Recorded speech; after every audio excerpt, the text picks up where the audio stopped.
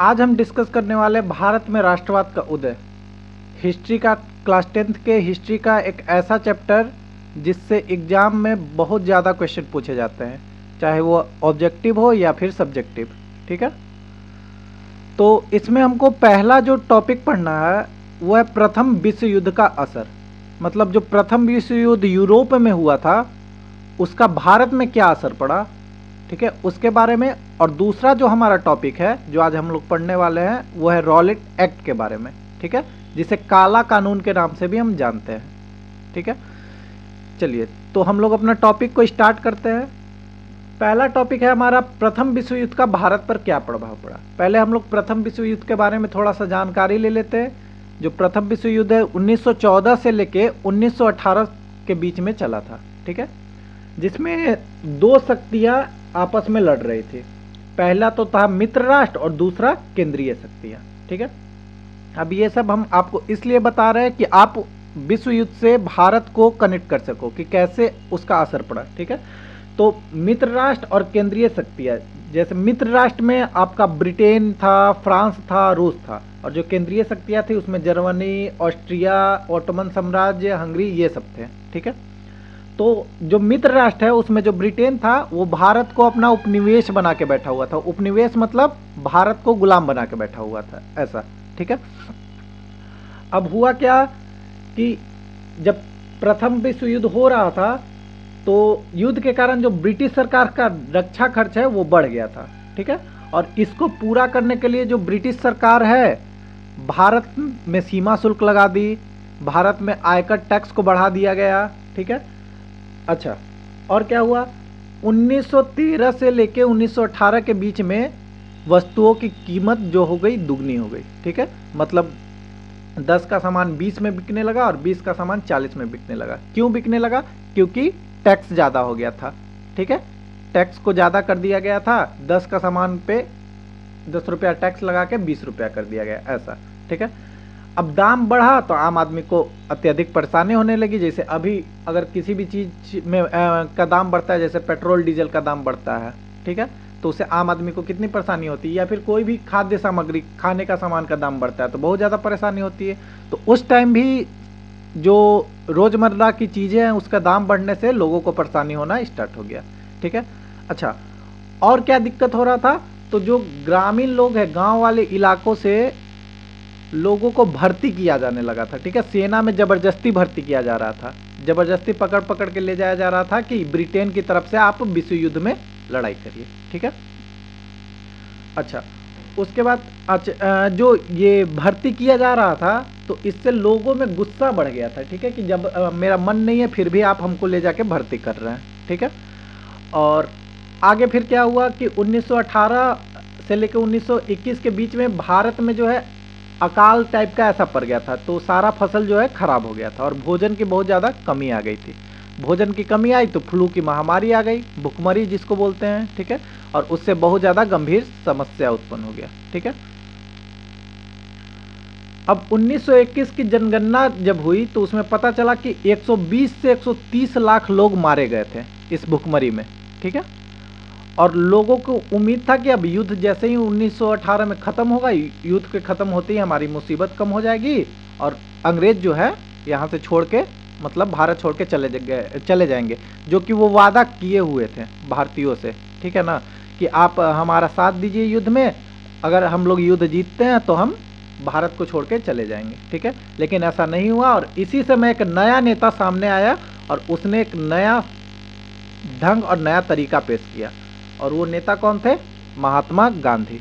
ठीक है, तो यहाँ से हम लोग पढ़े प्रथम विश्व युद्ध का भारत पर क्या प्रभाव पड़ा था इसके बारे में। ठीक है, कि जो यूरोप में युद्ध चला वो भारत में कैसे असर किया, और यहीं से जो है भारत में राष्ट्रवाद का उदय होना स्टार्ट हो गया। राष्ट्रवाद का मतलब होता है देश प्रेम होना, ऐसा समझ लीजिए। ठीक है, देश प्रेम। अगला हमको पढ़ना है गांधी जी का जो विचार था, सत्याग्रह का विचार, जो कि वो 1915 में लेके आए थे भारत में। ठीक है, 1893 ईस्वी में वो वकालत करने साउथ अफ्रीका गए हुए थे। ठीक है, और वो 21 साल बाद 1915 में गांधी जी दक्षिण अफ्रीका से भारत लौटे। ठीक है, वे वहाँ सबसे पहले असमानता और अन्याय के खिलाफ सफल संघर्ष कर चुके थे। वहाँ पे मतलब रंग भेद के खिलाफ वो अपना जो सत्याग्रह है आंदोलन कर चुके थे वहाँ पे ऑलरेडी, ठीक है। और वहाँ पे उनका जो आंदोलन है सफल हुआ था, ठीक है। अच्छा, सत्याग्रह का मतलब क्या होता है? तो सत्याग्रह का अर्थ है सत्य और अहिंसा के आधार पर बिना हथियार के अन्याय के खिलाफ डटे रहना, ठीक है। मतलब सत्य बोलना, अहिंसा का मतलब होता है बिना लड़ाई झगड़ा और बिना हथियार के अन्याय के खिलाफ अगर डटे रहना, तो इसी को क्या बोलते हैं? सत्याग्रह। और जो कि महात्मा गांधी का सबसे बड़ा हथियार था, ठीक है। आगे हम लोग को पढ़ना है कि यह सिर्फ विरोध करने का तरीका नहीं था, बल्कि नैतिक शक्ति का प्रयोग था, ठीक है। और गांधी जी का विश्वास क्या था कि सत्य और अहिंसा से ही वास्तविक विजय प्राप्त कर सकते हैं हम लोग, ठीक है। जो हमारा वास्तविक विजय है सत्य और अहिंसा से ही प्राप्त हो सकता है, ठीक है। लड़ाई झगड़ा से हम विजय कभी भी प्राप्त नहीं कर सकते, खून खराबा ही होगा ज़्यादा, ठीक है। वास्तविक विजय हम लोग प्राप्त नहीं कर सकते हैं, ठीक है। अगला है हमारा, सत्याग्रह ने भारतीय स्वतंत्रता आंदोलन को एक नया रास्ता और नया दिशा दिखाई थी, ठीक है। जो एक व्यक्ति साउथ अफ्रीका से आके एक नई सोच के साथ आया था, एक नया रास्ता दिखाने आया था, लोगों को जागरूक करने आया था, तो जो ये सत्याग्रह है भारतीय स्वतंत्रता आंदोलन को लेके एक नया दिशा था, इस प्रकार लोग इसको व्यक्त कर रहे थे, ठीक है। अगला इसके बाद हम लोग को पढ़ना है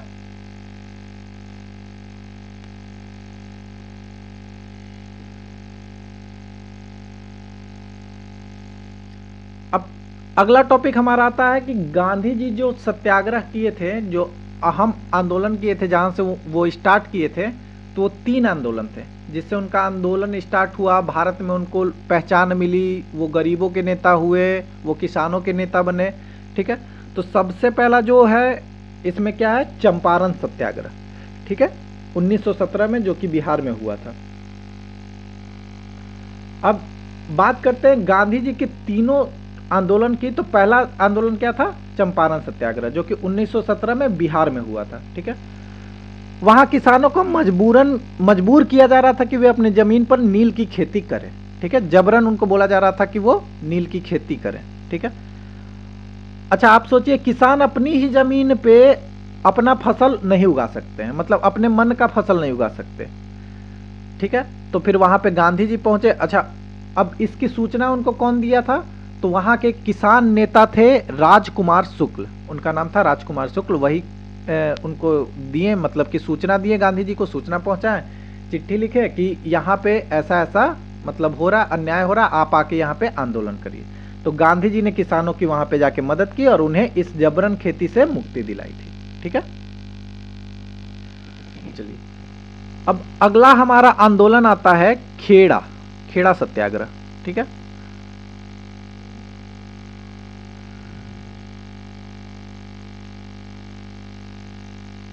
हेलो हेलो हेलो हेलो।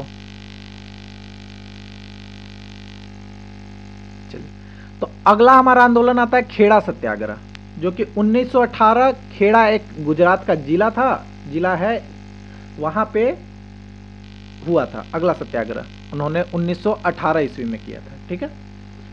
तो जो 1918 है, ये आंदोलन क्यों हुआ था? तो उस साल जो 1918 में अकाल पड़ा था, अभी हम लोग पीछे पढ़े थे, हम आपको बताए थे 1918 से लेकर 21 के बीच में भारत में बहुत ज़्यादा अकाल पड़ा था, जिससे बहुत ज़्यादा भुखमरी आई थी और बहुत ज़्यादा लोग मारे गए थे, ठीक है।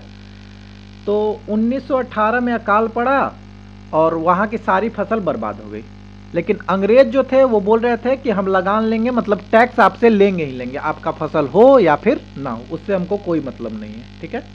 तो वहाँ पे फिर गांधी जी पहुँचे। वहाँ पे एक बड़े नेता सरदार पटेल जी थे, यहाँ पे जो आपको पिक्चर में दिखाया जा रहा है गांधी जी, और ये रहे हमारे सरदार पटेल, ठीक है। यहाँ पे देखिए इस पिक्चर में। तो वहाँ पे गांधी जी और सरदार पटेल ने किसानों के साथ खड़े होकर कहा कि हम लगान नहीं देंगे, और आखिरकार किसानों को वहाँ पे राहत मिली। आंदोलन यहाँ पे भी उनका सक्सेसफुल हुआ, ठीक है। चंपारण में आंदोलन किए, वहाँ भी सक्सेसफुल हुआ। खेड़ा में किए, वहाँ भी सक्सेसफुल हुआ। अगला वो आंदोलन करते हैं अहमदाबाद में, ठीक है, मिल हड़ताल पे, ठीक है। वहाँ पे वो हड़ताल करते हैं, मतलब कि तीसरा आंदोलन जो है अहमदाबाद मिल हड़ताल, जो कि 1918 में किया गया, ठीक है। खेड़ा भी 1918 और अहमदाबाद मिल हड़ताल भी 1918। यहाँ मजदूरों को क्या किया जा रहा था कि बहुत कम तनख्वाह में काम करवाया जा रहा था। ठीक है, तो गांधी जी वहां मजदूरों को अहिंसा के रास्ते पर चलकर हड़ताल करने को कहा। ठीक है, मतलब कि बिना मारपीट किए आप हड़ताल पे बैठ जाइए। ठीक है, कई दिन तक मजदूर गांधी जी वहां पे डटे रहे और आखिरकार उनकी मजदूरी को बढ़ा दिया गया। ठीक है, यहाँ पे देखिए उस दौरान की का यहाँ पे एक पिक्चर लगाया हुआ है। ठीक है, तो अहमदाबाद मिल हड़ताल में हम लोग पढ़े कि मजदूरों की कम मजदूरी मिलती थी। गांधी जी ने मजदूरों को अहिंसक हड़ताल कराई और परिणाम क्या हुआ, मजदूरी बढ़ी। ठीक है, चलिए यहाँ तक हम लोग अभी तक तो गांधी जी 3 आंदोलन किए, तीनों आंदोलन उनका सफल हुआ। तो इससे क्या हुआ कि अंग्रेजों में डर पैदा हो गया कि गांधी जहां भी आंदोलन कर रहे हैं वहां सक्सेसफुल हो जा रहा है, मतलब कि पूरा हो जा रहा है आंदोलन, तो कहीं ये आगे चल के हमारा मतलब हमें खतरा ना हमारे लिए हो जाए। ठीक है, तो अंग्रेज ने एक कानून लाया। ठीक है, वहाँ का जो इंपीरियल लेजिस्लेटिव काउंसिल है, जो जिसको ब्रिटिश संसद भी बोला जाता है, वहाँ से एक कानून को पारित किया गया जिसका नाम था रॉलेट एक्ट। इसने ब्रिटिश सरकार को अत्यधिक शक्ति प्रदान कर दी। अत्यधिक शक्ति क्या प्रदान की थी कि किसी भी भारतीय व्यक्ति को, व्यक्ति हो, नेता हो, कोई भी हो, उसको बिना वारंट के, मतलब बिना उसको कुछ बताए कि आपको क्यों गिरफ्तार किया जा रहा है, 2 साल तक जेल में रख सकते थे। बिना वारंट के, बिना कुछ बताए कि क्यों हुआ, और वहां पे उसको ये भी नहीं बताया जाता था कि आपको गिरफ्तार किस मुकदमे में किया गया है। ठीक है, कि आप क्या कर दिए जिसकी वजह से आपको गिरफ्तार किया गया है। ठीक है, अच्छा मान लीजिए कि आपको 2 साल के लिए एग्जाम देने से बैन कर दिया जाए, तो आपको कैसा लगेगा, खुद ही सोचिए। ठीक है, बिना कुछ बताए कि आपको क्यों किया गया है, कुछ नहीं इसमें। ठीक है, तो यहाँ पे जो 2 साल के लिए जेल में रख दिया जाता था, उसके बाद उनको बताया जाता था, या फिर उसके बाद उनको कोर्ट में पेश किया जाता था जज के सामने। ठीक है, तो इसको महात्मा गांधी ने काला कानून के नाम से कहा था। ठीक है, इस एक्ट को भारतीय और महात्मा गांधी ने इस कानून को काला कानून कहा था। इसने पूरे देश में आक्रोश और असंतोष बढ़ा दिया। बढ़ना भी चाहिए, क्योंकि ऐसा कानून जो कि बिना बताए, बिना कुछ किया आप किसी को भी जेल में डाल दीजिएगा तो आक्रोश तो बढ़ेगा ही। ठीक है, तो ये था हमारा रॉलेट एक्ट। अगला रॉलेट एक्ट आया तो गांधी जी में, मतलब गांधी जी गुस्सा हुए। ठीक है, उसके खिलाफ सत्याग्रह करना स्टार्ट कर दिए। तो रॉलेट एक्ट सत्याग्रह 1919, हमको अब अगला टॉपिक ये पढ़ना है। ठीक है,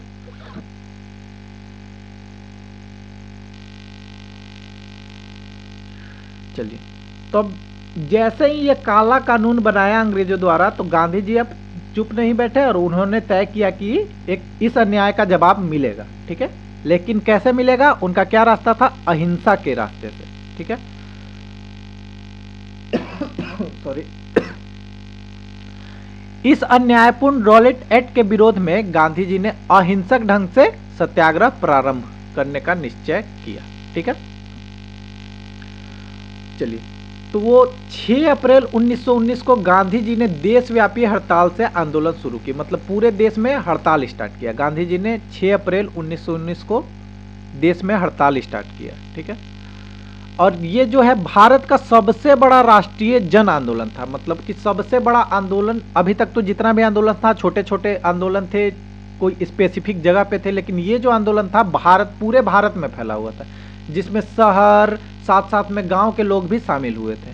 ठीक है, जो रेलवे के कर्मचारी थे वो हड़ताल पर चले गए, जितनी भी दुकानें थी वो सारे बंद हो गई, और विभिन्न शहरों में, जो बड़े बड़े शहर है या फिर जितने भी शहर है, सब जगह पे रैलियां और जुलूस निकाले गए। ठीक है, अब इसका असर जो है पूरे देश में तेजी से फैलने लगा।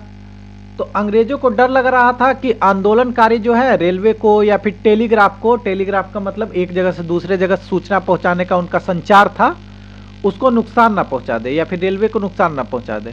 ठीक है, इसी डर से जो घबराए अंग्रेज लोग थे वो राष्ट्रवादियों को पकड़ पकड़ कर और जेल में डाल रहे थे। 6 तारीख को गांधी जी ने स्टार्ट किया था देशव्यापी हड़ताल, और 9 या फिर 10 तारीख को इनको पकड़ के जेल में डाल दिया गया था बंबई में। ठीक है, बंबई जेल में डाल दिया गया था। लेकिन फिर भी जो आंदोलनकारी है वो रुके नहीं, और आंदोलन जो है और ज्यादा तेज होते गया। लेकिन दमन से आंदोलन और भी तेज और उग्र होता गया, और ज़्यादा लोगों में गुस्सा बढ़ते गया कि ज़बरदस्ती आप पकड़ के, एक तो गलती कर रहे हैं और ऊपर से पकड़ के आप जेल में डाल रहे हैं, ठीक है, तो और लोग गुस्सा हो गए, ठीक है। अब अमृतसर की क्या स्थिति हुई? अच्छा, कई जगह पे अमृतसर के नेताओं को गिरफ्तार किया गया, कई स्थानीय नेताओं को गिरफ्तार कर लिया गया था। गांधी जी को दिल्ली में प्रवेश करने से पाबंदी लगा दी गई थी, मतलब गांधी जी को दिल्ली में प्रवेश नहीं करने देना था, ठीक है। 10 अप्रैल 1919 को अमृतसर में पुलिस ने शांतिपूर्ण जुलूस पर गोलीबारी चला दी, ठीक है। मतलब लोग शांतिपूर्ण जुलूस कर रहे थे अमृतसर में बैठ के, और वहीं पे लोग, यहाँ पे जो पुलिस आती है, ब्रिटिश पुलिस आती है, और यहाँ पे क्या करती है कि पूरे जुलूस पे गोलीबारी कर देती है। अब इससे लोग और गुस्सा हो गए, और गुस्सा हुए तो बैंकों को, डाक खानों को, मतलब पोस्ट ऑफिस को, रेलवे स्टेशन को, सबको तोड़ना फोड़ना स्टार्ट कर दिए लोग, ठीक है। और हालात जो है बेकाबू हो गया, ठीक है, मतलब कि काबू में नहीं रहा। अब इसको देखते हुए जो अंग्रेज है वो मार्शल लॉ लागू कर दिया, ठीक है। जनरल डायर नाम का एक व्यक्ति था जो कि अमृतसर का, मतलब पंजाब का जनरल था, तो वो एक मार्शल लॉ लागू कर दिया। मार्शल लॉ क्या होता है? तो मार्शल लॉ का मतलब होता है कि एक जगह भीड़ इकट्ठा नहीं करना, ठीक है, लोग एक जगह भीड़ नहीं कर सकते, ठीक है। और इसकी कमान किसको सौंपी गई? जनरल डायर को, ठीक है। इसकी कमान किसको सौंपी गई? जनरल डायर को। तो यहाँ पे अमृतसर की ये स्थिति थी। अच्छा, एक चीज और कि अमृतसर में इतना ज्यादा बवाल क्यों हुआ था, मतलब इतना ज्यादा क्यों हुआ था? तो यहाँ पे आपको, आपकी जानकारी के लिए हम बता दें कि जो अभी हम लोग पीछे पढ़े थे, विश्व युद्ध जो हो रहा था 1914 से लेके 1918 के बीच में, तो उसमें भारतीयों को भी लेके जाया जा रहा था, ठीक है।